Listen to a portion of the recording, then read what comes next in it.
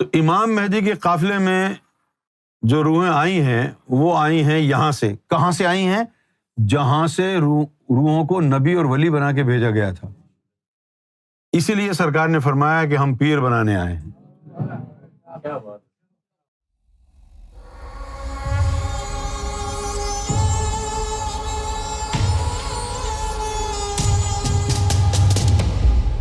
عذاب کا دور تھا لیکن وہ دور چلا گیا. باطن کا عذاب یہ ہے کہ زمانے میں کوئی بھی ایسا مرد کامل موجود نہ ہو جو آپ کے قلب کو اللہ سے جوڑ دے. اللہ سے نارسائی اور شناسائی کا نہ ہونا، اللہ سے نہ جڑنا، مومن نہ بننا، اس تعلیم کا مفقود ہو جانا، اس تعلیم کا ناپید ہو جانا جس تعلیم کے ذریعے انسان مومن بنتا ہے، یہ عذاب ہے. سرکار گوھر شاہی کے آنے کے بعد اب تعلق باللہ تو ایسوں کو بھی نصیب ہو رہا ہے جن کے مقدر میں تھا ہی نہیں. تو دور گوھر شاہی کو عذاب کا دور نہیں کہا جا سکتا، بلکہ اس کو کہا جائے گا اللہ تعالیٰ کی عظیم ترین نعمتوں کا دور. اس کو کہا جائے گا اللہ تعالیٰ کے انعام کا دور، the age of the divine bounty. کیونکہ اس دور میں تو ہر کس و ناقص کو اللہ سے جوڑنے کی تحریک چلی ہوئی ہے. پہلے ادوار میں جو عذاب وغیرہ آئے اور حضور صلی اللہ علیہ وسلم کے جانے کے بعد یا پھر ان 5 اولو العزم پیغمبروں کے آنے کے بعد اس طرح کے عذاب نہیں آئے. کیوں نہیں آئے؟ کیونکہ ان 5 مرسلین کے آنے سے پہلے جو انسان ہوتے تھے ان کے پاس صرف ظاہری تعلیم تھی. ظاہری طور پر اگر وہ سرکش ہو گئے تھے تو کوئی امید نہیں تھی کہ کوئی ذاکر قلبی بن جائے گا، کیونکہ وہ تعلیم ہی نہیں تھی. اس لیے پوری قوموں کو تباہ اور برباد کر دیا گیا. اب ایسا ہو نہیں سکتا. ان 5 مرسلین کے آنے کے بعد نہ جانے کس کی تقدیر میں اس نے یہ لکھا ہے کہ وہ ولی بنے، کس کی تقدیر میں لکھا ہے مومن بنے. اور اگر اللہ پوری قوم کو تباہ کر دے گا تو جو ازلی مومن ازلی ولی روحیں آئی ہیں دنیا میں ان کا معاملہ کیسے سیدھا کرے گا؟ ان کو ایمان اور ولایت کیسے ملے گی اگر سب کو تباہی کر دیا؟ تو پچھلے آدموں کی نسل میں تو کوئی اہل باطن تھا نہیں، ایسی کوئی روح بھیجی بھی نہیں. کیونکہ آپ کے ذہن میں یہ سوال پیدا ہوگا نا کہ بھئی ان کا کیا قصور تھا جن کے دور میں نہ کوئی آدم آیا تھا باطنی تعلیم والا، نہ ابراہیم، نہ موسیٰ، نہ عیسیٰ، نہ حضور آئے، باطنی تعلیم تھی ہی نہیں، تو وہ محروم ہو گئے. ہمارا بھی یہ ذہن میں سوال تھا، لیکن ہم نے باطن میں پوچھا، اللہ تعالیٰ کی طرف سے جواب یہ آیا کہ اس دور میں ہم نے کوئی ازلی مومن روح بھیجی ہی نہیں. جب یہ خاص تعلیم کا آدم صفی اللہ کے ذریعے سلسلہ شروع ہوا ہے، اس کے بعد پھر ہم نے ازلی مومن روحوں کو بھیجنا شروع کیا. تو اب اس کو 3 دور کہہ لیں. آدم صفی اللہ کے آنے سے پہلے کا دور، اس میں 99% جہنمی روحیں آئیں، کوئی 1% وغیرہ آ گئی ہوگی. کیونکہ آپ تاریخ پڑھ کے دیکھیں تو پتہ چلے گا کہ بہت سی قومیں ایسی تھیں ان میں پوری قوم میں ایک بندے نے بھی کسی نبی کو نہیں مانا. ان کی سرکشی اتنی بڑھ گئی کہ جیسے لوط علیہ السلام کی قوم تھی، تو لوط علیہ السلام کی جو قوم تھی اس کو اغلام بازی کی عادت تھی. اچھا، ایک مسئلہ یہ ہے ہماری گفتگو میں ہچکچاہٹ کا کہ ہمیں معلوم ہے کہ آپ لوگوں کا جو عقیدہ اللہ کے بارے میں ہے وہ درست نہیں ہے. آپ نے اللہ تعالیٰ کو جو ہے ایک دیو مالائی بت کی طرح رکھا ہوا ہے اپنے ذہن میں. اللہ کو اس طرح مانیں جس طرح اللہ آپ کو چاہتا ہے کہ آپ اسے مانیں، جس طرح قرآن نے ہمیں بتایا ہے.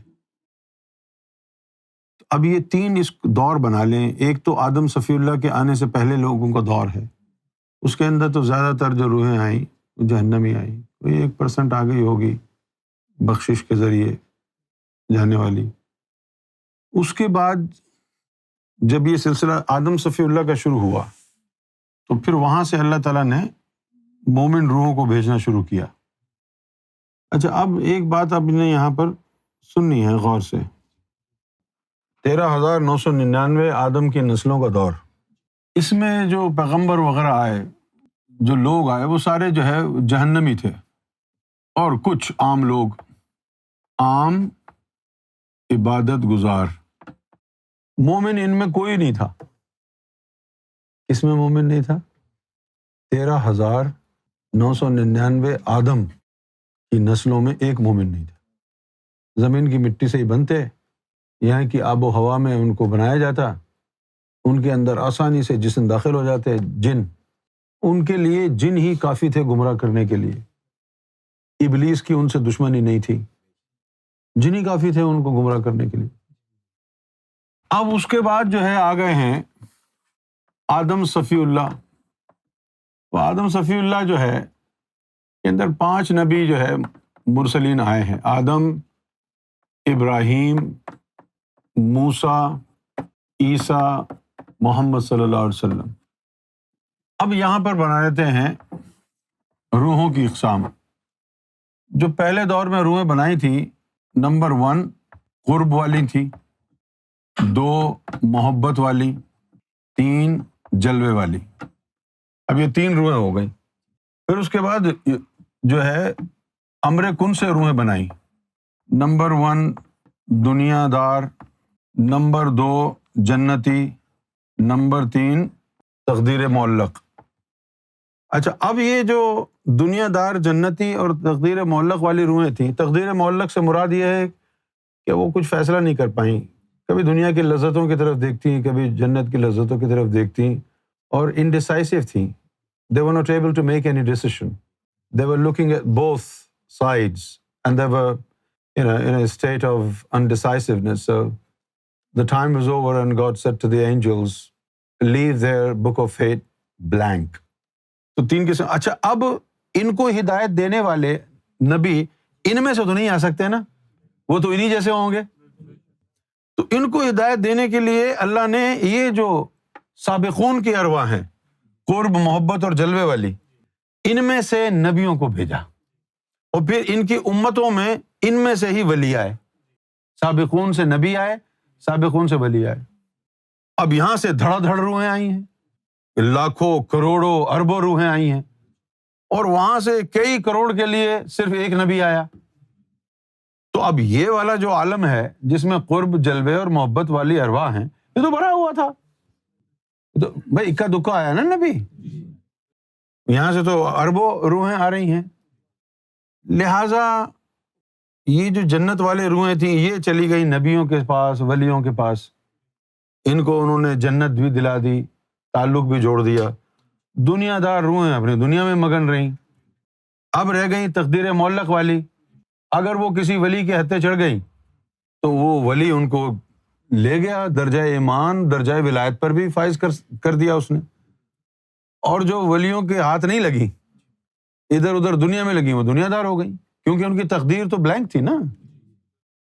اب یہ جو روحیں ہیں، ان کی تعداد تو تقریباً ویسی کی ویسی ہی رہی ہے۔ جو امام مہدی علیہ الصلوۃ والسلام آئے ہیں تو ان کے ماننے والوں میں ساری روحیں یہاں سے آئی ہیں، ساری۔ اور اگر امام مہدی کے ماننے والوں میں کوئی یہاں سے آ گئی تو وہ بھاگ جاتی ہے کہ بھائی ان کا تو سرکار سے کوئی تعلق نہیں ہے، ڈیوٹی پر نہیں ہے، خود ہی بیٹھے ہوئے ہیں۔ وہ یہ بکواس کر کے بھاگ جاتے ہیں۔ جو قائم رہتے ہیں وہ یہاں کے لوگ ہیں، جو قائم رہتے ہیں وہ یہاں کے لوگ ہیں۔ اگر یہاں نیچے سے کوئی جنتی بھی آ گیا وہ بھی بھاگ جائے گا، لیکن اگر وہ جنتی بھاگا تو پھر جنت ہی نہیں رہے گا بھاگنے کے بعد کیونکہ دین الہی کے جو ہے، دین الہی میں سرکار نے صاف صاف لکھا ہے کہ اگر تو جنت کا خواہاں ہے، حور و قصور کا خواہاں ہے، تو یہ علم تیرے لیے نہیں ہے۔ میں لکھ دیا ہے صاف، یہ تیرے لیے نہیں ہے علم۔ تو امام مہدی کے قافلے میں جو روحیں آئی ہیں وہ آئی ہیں یہاں سے. کہاں سے آئی ہیں؟ جہاں سے روحوں کو نبی اور ولی بنا کے بھیجا گیا تھا. اسی لیے سرکار نے فرمایا کہ ہم پیر بنانے آئے ہیں. کیا بات. سمجھ میں آئی ہے بات؟ کیونکہ یہ جو ہے امام مہدی کے لیے، اسی لیے ان کو جو ہے دین الہی کی تعلیم دی گئی ہے. اب لوگ یہ بھی اعتراض کرتے ہیں بھائی اللہ کے دین کی تعلیم تھی تو امام مہدی کو کیوں دی؟ اس سے پہلے جو نبی آئے ان کو کیوں نہیں دی؟ سب سے پہلی بات تو یہ اللہ کی مرضی ہے، آپ نے لڑائی جھگڑا کرنا ہے اللہ سے کریں. اور دوسری بات یہ ہے کہ نبیوں کی امت میں سسٹم کے حساب سے جنتی روحوں کو اور دنیا دار روحوں کو بھیجا جاتا ہے، سسٹم کے حساب سے. کیونکہ دین جو ہے وہ جنت کے لیے بنائے گئے نا، مذہب جنت کے لیے بنائے گئے. اس میں کوئی عزت والی بات نہیں ہے کہ بھائی امام مہدی کو تو یہ دین اپنا دین دے دیا اور نبیوں کو وہ دین دے دیا. یہ کیسے ہو سکتا ہے؟ کیا امام مہدی انبیاء سے بڑے ہیں؟ چلو اگر تم یہ پوچھ ہی رہے تو کہہ دیتے ہیں ہاں سب سے بڑے ہیں. بڑے ہی ہوں گے نا بھائی. کیا ثبوت ہے اس کا کہ سب سے بڑے ہیں؟ گزرا ہے کوئی ایسا پیغمبر جس نے حجر اسود کو جھک کے چوما نہ ہو؟ آیا ہے کوئی ایسا؟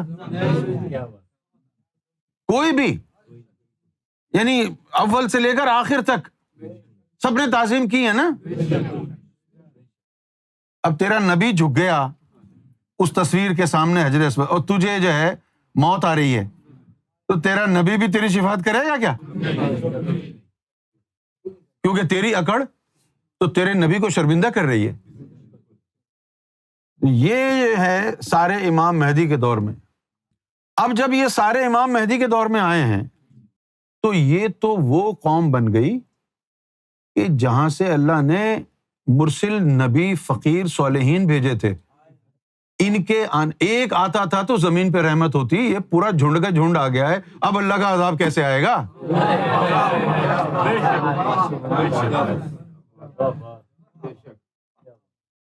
وہ ایک وہاں سے آتا تھا تو پوری قوم کو بخشوا دیتا تھا. ایک آتا تھا تو بھائی ایک ہی تھے نا آدم صفی اللہ. کتنے دین نکلے ان کے دین سے؟ آدم صفی اللہ کے دین سے ہی ہندو دھرم نکلا، آدم صفی اللہ کے دین سے ہی سکھ مت نکلا. یہ سارے ادھر سے ہی نکلے ہیں نا، شاخیں ہیں. تو ایک وہاں سے آیا، اس نے کتنا ادھم مچا دیا دنیا میں آ کے. تو اگر جھنڈ کا جھنڈ آ جائے گا تو پھر کیا ہوگا؟ اسی کے لیے سابقون کی روحوں کے لیے اللہ تعالیٰ نے کہا تھا یہ میری قوم ہے. انہی کے لیے کہا تھا وہ میری قوم ہے، وہ مجھ سے محبت کرتے، میں ان سے محبت، کیونکہ وہاں تھا ہی نہیں کچھ قرب جلوہ محبت. دین کہاں ہے یہاں پہ؟ کوئی اکا دکا آتے تھے یہاں سے امتوں میں، اکا دکا یہاں سے. جیسے موسیٰ علیہ السلام کے دور میں ایک فقیر تھا جس نے اپنے جسم کا سارا گوشت کاٹ کے دے دیا تھا اللہ کے نام پہ، وہ یہاں کی روح تھا. جیسے حضور پاک صلی اللہ علیہ وسلم کی امت میں اویس قرنی ہے، وہ یہاں کی روح تھے. پنجتن پاک، مولا علی، بی بی فاطمہ، حسن و حسین، یہ اللہ کی قوم کی روح ہیں. یہ ہمارے لیے ایک پرمسرت پیغام ہے کہ نبی پاک صلی اللہ علیہ وسلم کی امت میں ایک بڑی تعداد یہاں سے بھیجی گئی. بھئی غوث پاک یہاں کے تھوڑی ہو سکتے ہیں. نظام الدین اولیاء اسی سابقون میں سے ہیں.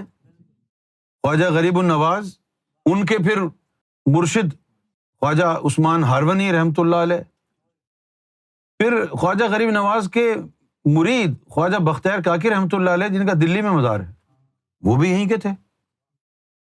اور ایک اور بزرگ گزرے ہیں ہندوستان میں جو بالکل باطن میں غوث پاک کے ہم پلہ تھے، شاہ کمال کیتھلی رحمۃ اللہ علیہ. لوگوں کو پتہ نہیں ان کے بارے میں. بہت زبردست ولی گزرے، بہت طاقت، یعنی ان کا چلنا، ان کا بولنا ایسا تھا جیسے اللہ کا جلال انسانی صورت اختیار کر گیا ہے. شاہ کمال کیتھلی رحمۃ اللہ علیہ. کتنی ہستیاں، ہندوستان بھرا ہوا ہے، چپے چپے پر سابقون میں سے آئی ہوئی چپے چپے پر ہیں. جیسے وہاں کرناٹکا میں بھی ایک مزار ہے خواجہ گیسو دراز، بندہ نواز گیسو دراز اسی طرح کے، وہ بھی بہت خاص ولیوں میں سے ہیں۔ اسی طرح ممبئی میں ایک علاقہ ہے ماہم، وہاں پر ایک درگاہ ہے مخدوم شاہ بابا کی، وہ بھی پہنچی ہوئی ہستی۔ میں کئی دفعہ ان کے مزار پہ درگاہ پہ گیا۔ اسی طرح حاجی علی بابا ہیں، بالکل سمندر کے کنارے، بالکل سمندر کے اندر، کنارے بھی نہیں۔ کبھی کبھی سمندر کی لہریں زیادہ ہوتی ہیں تو جو جانے کا راستہ ہے نا وہ اوپر پانی آ جاتا ہے، بند کر دیتے ہیں۔ اس کے علاوہ ہندوستان کا جو پنجاب ہے وہاں کئی بزرگ ہستیاں ہیں۔ اسی طرح پاکستان میں لال شہباز قلندر، کیسی ذات ہے یار، کیا بات ہے ان کی۔ لال شہباز قلندر ہیں، ویسے تو بہت بزرگ ہیں لیکن میں ٹاپ نوچ جو ہے نا ان کی بات کر رہا ہوں۔ جیسے لال شہباز قلندر ہیں، سلطان حق باہو ہیں، سائیں سہیلی سرکار ہیں، یہ بڑی بڑی ہستیاں ہیں، بہت بڑی بڑی ہستیاں ہیں۔ داتا علی حجویری ہیں۔ اب آپ اندازہ لگائیے داتا علی حجویری کی عظمت کا کہ خود خواجہ معین الدین چشتی رحمۃ اللہ علیہ اجمیر والے ان سے فیض یاب ہوئے، اور پھر اب شعر بھی انہوں نے کہا جو داتا صاحب کے مزار پہ آج بھی لکھا ہوا ہے، گنج بخشے فیض عالم مظہر نور خدا، ناقصاراں پیر کامل کامل آراں رہنما۔ یہ انہوں نے فیض جب حاصل کیا ان سے، پھر یہ بات کہ تو کتنی بڑی ہستی ہو گئی۔ اسلام آباد میں امام بری سرکار ہیں، تو یہ سب کون ہیں؟ اتنی بڑی تعداد میں حضور کی امت میں سابقون میں سے روحیں آئیں۔ صرف عیسیٰ علیہ السلام کے بھی امت میں اتنی روحیں وہاں سے نہیں آئیں، چند ایک، پوچھو کتنی؟ 9۔ اور حضور کی امت میں کتنی آئیں؟ 313 سابقون میں سے۔ اب آپ کے پاس جب دین کا علم نہیں ہے تو پھر آپ کرتے ہیں بکواس۔ اب جب آپ کو یہ پتا چلے گا کہ یار یہ گروپ روحوں کا وہ ہے جہاں سے آدم صفی اللہ سے چلنے والی جو رسالت ہے اس میں نبی بھیجے گئے، اگر کوئی بندہ اس گروپ سے آیا ہے تو وہ باطنی طور پر نبیوں اور رسولوں کے ہم پلہ ہے، کیونکہ وہیں سے آیا ہے۔ آپ مولا علی کے لیے رو رہے ہو کہ ان کا مقام نبیوں سے افضل ہے کہ نہیں؟ وہ بھائی کیوں نہیں ہے؟ اگر مولا علی کا مقام نبیوں سے افضل نہیں ہے تو علی ہونا ہی بیکار ہے، فائدہ کیا پھر علی ہونے کا؟ پھر امام مہدی علیہ الصلوۃ والسلام کی تو بات کرنا ہی جرم ہے۔ امام مہدی کے پیروکار وہ ہیں جو یہاں سے آئے ہیں۔ امام مہدی کا ہر غلام نبیوں کے ہم پلہ ہے۔ امام مہدی کی بات تو کرنا ہی فضول ہے نا، وہ تو اس کیٹیگری میں نہیں ہے کہ آپ کمپیریزن کریں۔ ان کے جو غلام ہیں وہ یہاں سے آئے ہیں، یہاں سے، سابقون سے۔ جب سابقون بھرے ہوئے ہیں، آج اس دنیا میں جو میرے پاس سابقون رجسٹرڈ ہیں وہ ہزاروں میں ہیں، باطنی طور پر جو رجسٹرڈ ہیں ہزاروں میں، اور ان میں سے 70% کا تعلق ہندوستان سے ہے۔ کتنے لوگ وہاں بھرے ہوئے ہیں، اہل ایمان، اہل ولایت، اہل باطن، اہل دل، اہل نظر۔ اب جب یہاں سے آئیں گے اس دور میں ماننے والے، اب آپ بتائیے اللہ تعالیٰ کیوں عذاب بھیجے گا؟ یہ دور تو گولڈن ایج ہے انسانیت کی، یہ جو دور ہے گولڈن ایج ہے انسانیت کی۔ اس سے پہلے انسانوں پر اتنا کرم کہاں ہوا تھا؟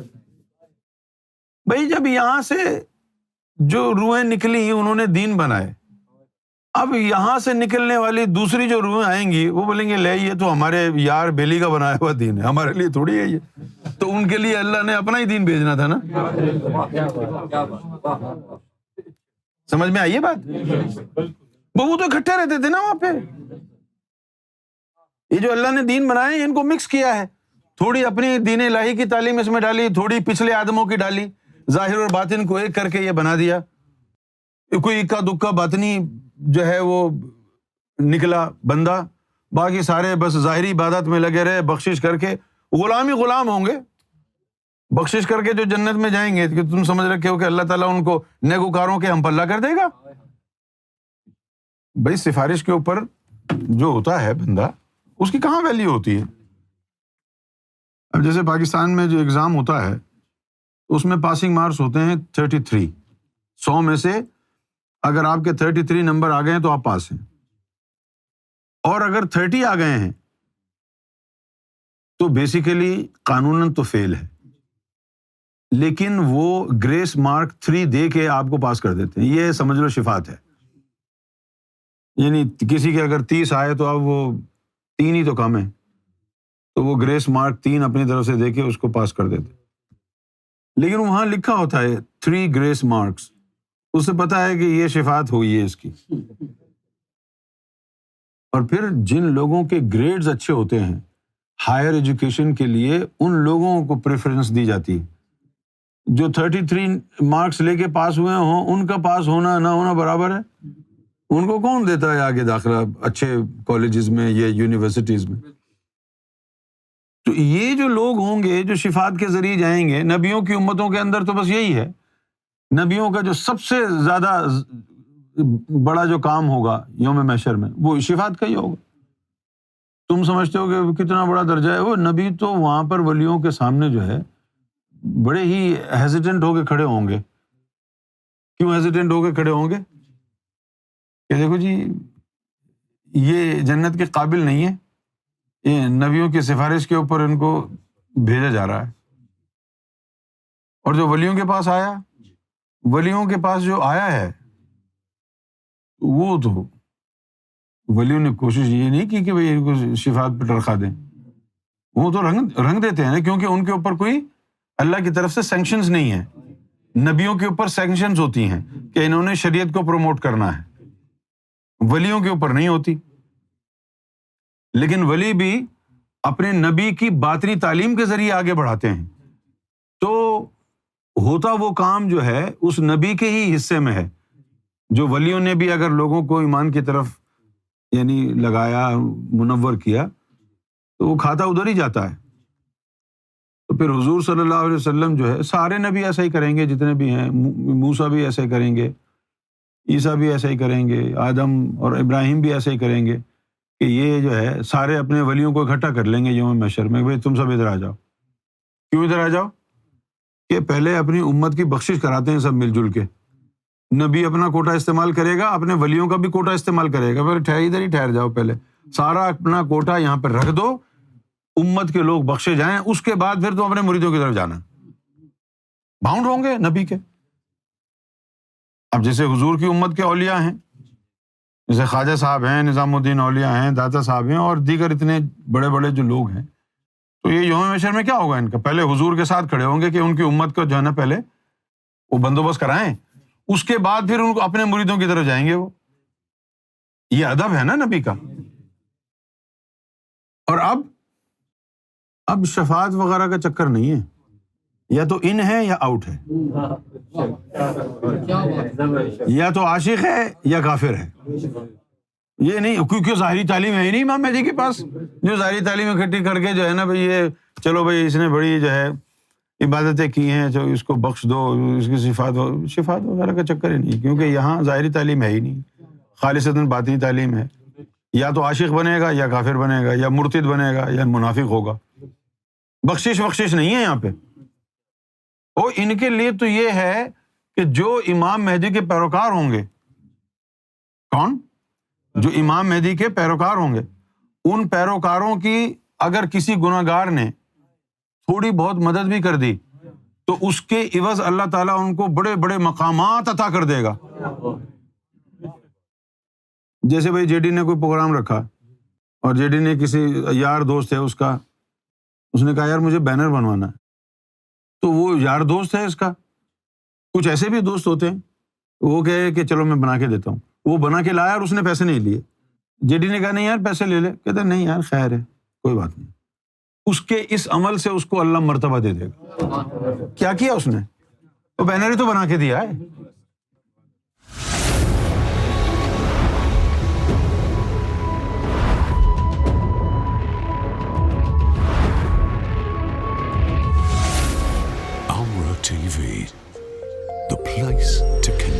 is God.